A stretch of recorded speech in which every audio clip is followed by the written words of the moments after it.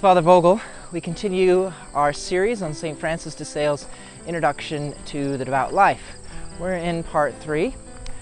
Previous chapter, we looked at the first virtue that St. Francis desires to that we should consider for our growth in, and that was of patience. I think that would make a lot of sense to most people. Patience is very frequently brought up when I'm in the confessional about people's lack of patience and the desire to grow more in that virtue. So hopefully that chapter was very helpful. Closely related to patience is a second virtue that isn't always spoken of, and that is of humility.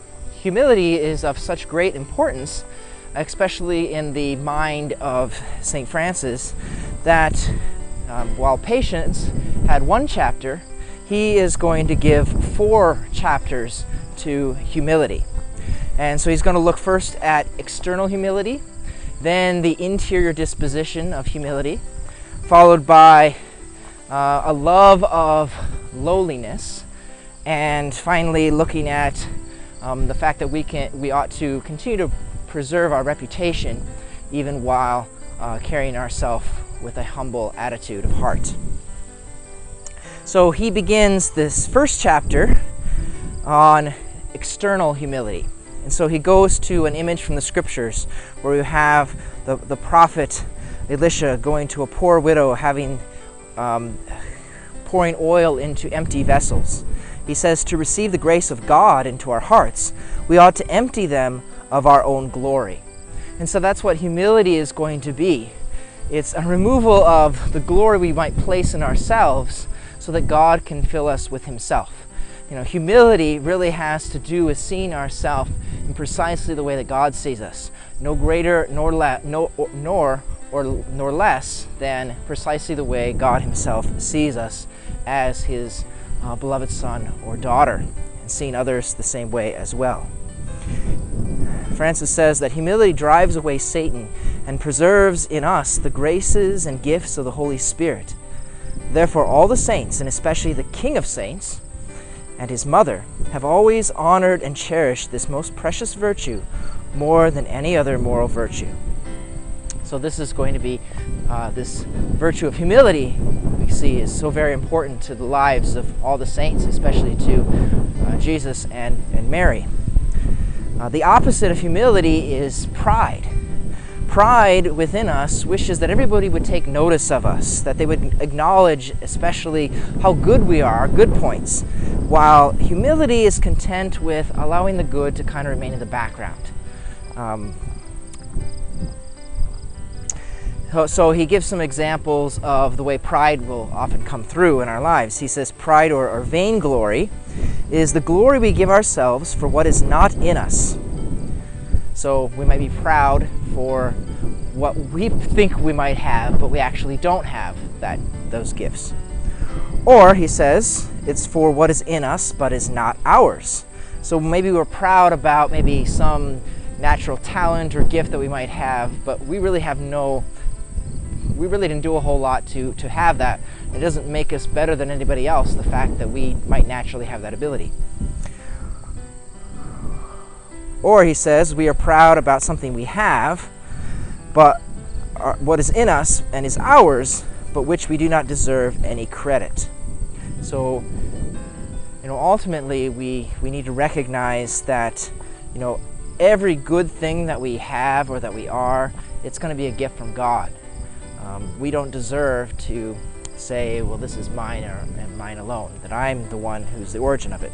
So oftentimes, he said, we'll be proud about things like possessions we may have, or maybe we'll have maybe our appearance, wanting to look good, or either physically or look good of character to someone, or some kind of natural talent that we might have.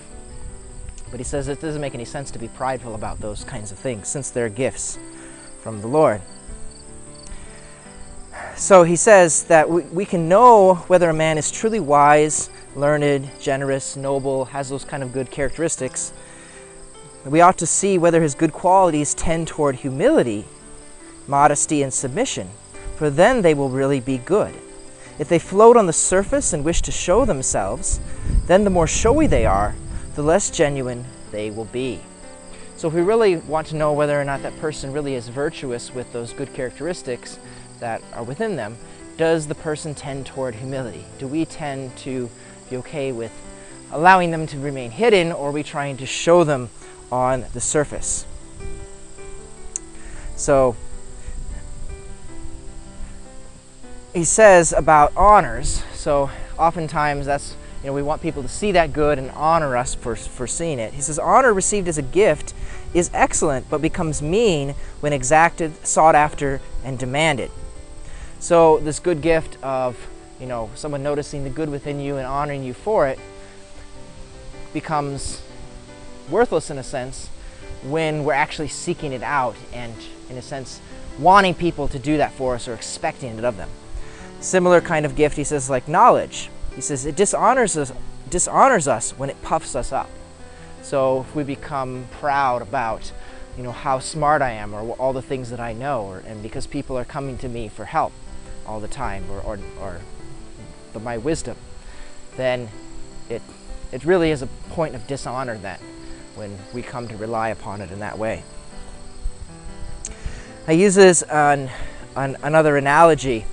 He speaks of he who is able to procure pearls does not burden himself with shells. So if you're going in search of pearls, the pearl is much more valuable than the oyster shell in which you find it, and so you discard the shells to keep the pearls. But he says that, well, true virtues are like pearls, but the honors that people that give us are like the shells. So he says the quest for virtue and the love of it begins to make us virtuous, but the pursuit and love of honors begins to make us contemptible and blameworthy. Those who are intent on virtue are not eager for honors. So if we seek out virtues, then we're not going to, as the great pearls, then we're not going to be satisfied with keeping the shells of human honors. He ends, those whose aim at virtue do not cease to take their ranks and honors that are due to them, provided each time that it does not cost them much care and attention, and it is done without trouble, anxiety, disputes, and contentions. So there might be cases in which we really do, because of their state in life, need to take some kind of position or honor even in the sight of the world, but we do so not from this kind of attachment to it, but without any kind of contention or dispute, if at some point in the future we're asked to give it up. God bless.